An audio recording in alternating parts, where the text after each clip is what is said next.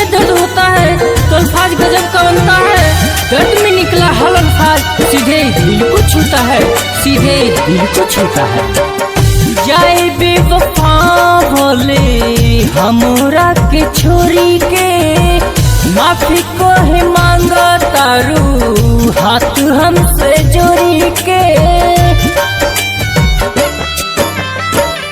जाए बेवफा भोले हमरा के छोरी के, माफी को है मांगा तारू हाथ हमसे जोड़ी के। जा रहा तू आबाद बाकी कर तू रहिया याद, सपनों में तू आके हंसइहा हो। जाए हमर सनम सोना मिले तू पागला से अइहा हो। जाए हमर सनम सोना मिले तू पागला से अइहा हो। मिले तू पागला से अइहा हो। म्यूजिक बाय शंकर बाबा।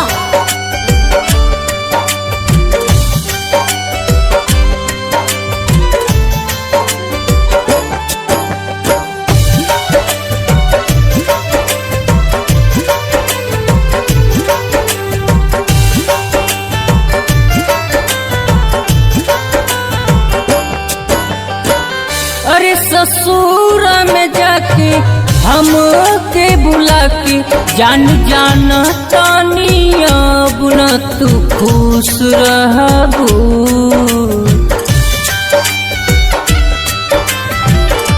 अरे ससुर में जाके हम के बुला के, जान जान तानिया बुना तू खुश रहबू। जाए हमार सनम सोना मिले तू पागला से अइहा हो। जाए हमार सनम सोना मिले तू पागला से अइहा हो। मिले तू पागला से अइहा हो।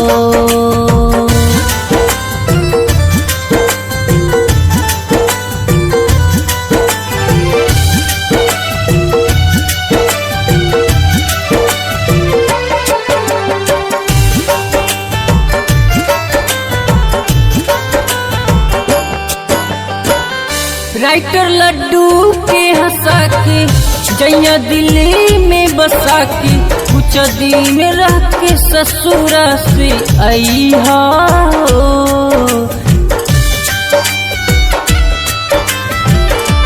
राइटर लड्डू के हंसा के, जैया दिल्ली में बसा के, कुछ दिन रह के ससुरा से अइहा हो।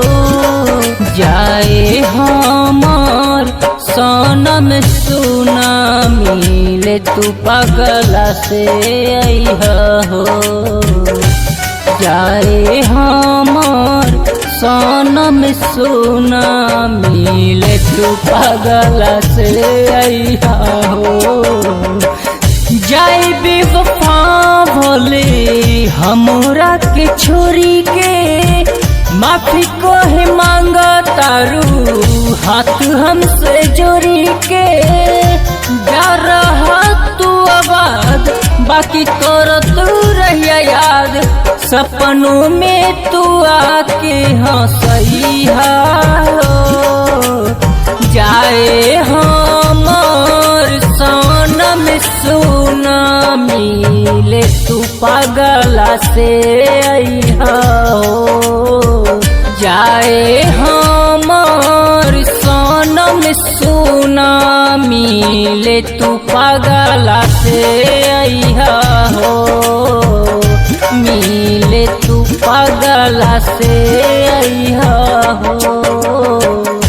जाए हमर सनम सोना मिले तू पागला से अइहा हो। मिले तू पगला से अइहा